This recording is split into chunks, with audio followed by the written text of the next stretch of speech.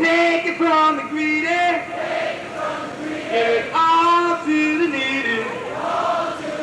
We got the free breakfast program, feeding hungry children. We got the free clothing drive, clothing needy people.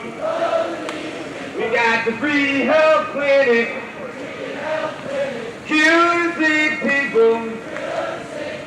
And there ain't enough pigs in this whole wide world to stop the Black Panther Party from saving the people. Now, Brother Fred Hampton was a dedicated Panther. He was the deputy chairman of the Illinois chapter. He was shot through the head while sleeping in his bed, 'cause he loved the people. Born Frederick Allen Hampton on August 30th, 1948 in Summit, Argo, Illinois, to Francis and Iberia Hampton.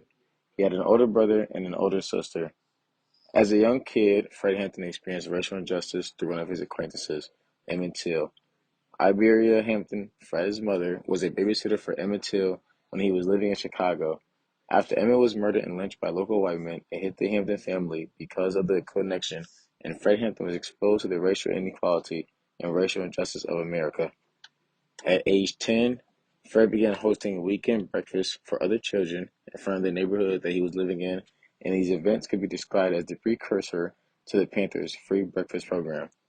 While attending Proviso East High School in Maywood, Illinois, Fred Hampton organized a student section of the NAACP, and he served school's interracial cross-section committee in protest of the unjust arrest of Eugene Moore, who was a classmate and would later become the area's first black state representative. In addition to that, he led walkouts protesting black student exclusion from the competition for homecoming queen and king, and calling officials to hire more black teachers and administrators for school. After graduating from high school in 1966, Hampton enrolled in a pre-law program at Triton College, which is a community college near Maywood, and he used it to become more familiar with the legal system to use it as a defense against the police. In the summer of 1967, Fred Hampton was only 19 years old when he participated in a series of rallies to demand construction for a racially integrated public swimming pool in Maywood, Illinois. As a student, Hampton organized trips for local black children to the nearest integrated public pool, which is about 5 miles away. Eventually, the rallies accomplished their main goals, and an integrated pool from Maywood was approved. After experiencing a series of negative, occasionally violent interaction with the police at rallies and demonstrations in 1968, Fred Hampton decided to part ways but with the by-the-book NAACP and joined the Black Panther Party as one of the Illinois chapter original members. According to FBI Director J. Edgar Hoover, the Black Panthers were the greatest threat to the internal security of the country. Records show that FBI Chief J. Edgar Hoover was determined to prevent the formation of a cohesive black movement in the United States. In 1969, Fred Hampton was made deputy chairman for the Illinois chapter of the Black Panther Party. Hampton created what he described as a Rainbow Coalition, and it was an alliance of the Panthers with other groups organized around racial, ethnic, or ideological affiliation. Fred Hampton was able to bring groups such as the Puerto Rican Young Lords Association, the Poor White Young Patriots Organization, and the Blackstone Ranger Street Gang, and they provided aid to income citizens by combining the member groups' varied resources. After the formation of the Rainbow Coalition, it was joined by nationwide organizations such as Students for Democratic Society, the Brown Berets, AIM, and the Red Guard Party. The issues that Fred Hampton wanted to attack through the Rainbow Coalition were poverty, anti-racism, corruption, police brutality, and substandard housing.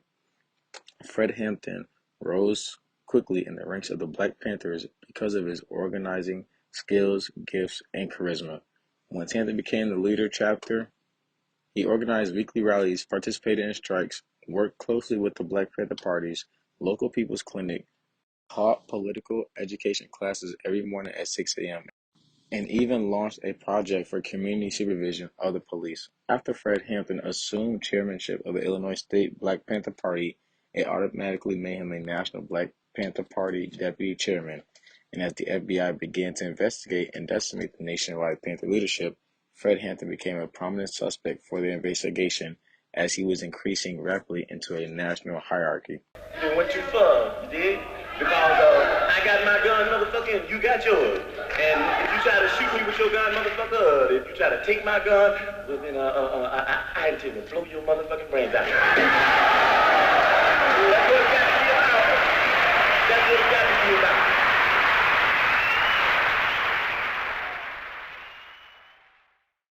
The FBI was scared of Fred Hampton's power. His leadership and being able to communicate made him a major threat. The FBI didn't like the power he had amongst his people. However, he can get everyone on the same page and be able to listen to him. When black people came together and formed unity, the FBI did not agree. They began to watch his every move and see where they can get in at. Hampton was an emerging suspect of becoming Messiah, a leader who could gather all of his people, someone who could unify and electrify the militant black national movement. Every leader had these talents was targeted and watched too. The FBI was watching and also plotting how they can get into the Black Panthers Party. It was a guy by the name of William O'Neal, an African-American teenager. O'Neal had stolen a car, driving under influence, and crashed the car just to break the FBI was needing. In exchange for dropping O'Neal charges against him, O'Neal was provided the FBI reports and on Panthers meeting members access to weapons, floor plans of their homes, and a special focus on Fred Hampton. Radical coalitions that Hampton forged in Chicago were a stepping stone to the rise of a revolution that could cause a radical change in the U.S. government. The FBI then opened a file on Hampton in 1967. The FBI tapped Hampton's mother's phone in February 1968. By the May of 1968, Fred Hampton was buried as a key militant leader. In October of 1968, Fred Hampton had his first child by the name of Fred Hampton Jr. Fred then went to a 4.5 apartment at 2337 West Monroe Street. He did this to be closer to the Black Panther Party headquarters. O'Neal reported to his superiors that much of the Panthers' stockpile of arms was stored there. O'Neal drew an FBI map of the apartment. Hampton had traveled to California in early October. He met with the Black Panthers Party's national hierarchy. Fred was also take the position of chief and staff and major spokesman. The FBI knew these things and knew they had to make a move soon. The Black Panthers and Chicago police clashed during the Hamptons' brief tenure. O'Neal gave the FBI a floor plan of the Panthers' headquarters. It also included a stockpile of weapons, including illegal firearms. It was somewhere between 90 to 100 bullets in the apartment. O'Neal been giving the FBI information for over a year now. On December 4, 1969, a 14-man team of police officers raided Hampton apartment on the west side of Chicago. Shots was fired by the police officers. When the raid was over, Hampton and fellow Panther Mark Clark was dead. It was never any properly identified weapons either. There were 7 Panthers who survived the raid. Those who survived were indicted by the grand jury, which all charges were dropped. The charges were attempted murder, armed violence, and various other weapon charges. The Chicago police fired between 90 to 99 shots, trying to kill everyone in the apartment. Panthers' only shot came from the Clark's drop gun. Over 4,500 people attended Fred Hampton's funeral. He was recognized by black leaders including Jesse Jackson, Ralph Abernathy, and Martin Luther King Jr., successors at head of the Southern Christian Leadership Conference. Civil rights activists Rory Wilkins and Ramsey Clark alleged that the Chicago police had killed Hampton without justification or provocation and had violated the Panthers' constitutional rights against unreasonable search and seizures. Most believe the Chicago Police Department imposed a summary punishment on the Black Panther Party. A federal grand jury did not return any indictment against any of the individuals involved in the planning or execution of the raid, including the officers involved in killing of Hampton. O'Neal, who had been given the FBI the floor plan of the apartment and drug Hampton, later admitted his involvement in setting the raid. He committed suicide on January 15, 1990. We always say in the Black Panther Party that they can do anything they want to us. might not be back. I might be in jail. I might be anywhere. But when I leave, you can remember I said with the last words on my lips that I am a revolutionary. And you're going to have to keep on saying that. You're going to have to say that I am a proletarian. I am the people.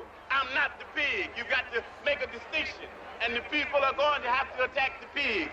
The people are going to have to stand up against the pigs. That's what the pastors are doing. That's what the pastors are doing all over the world.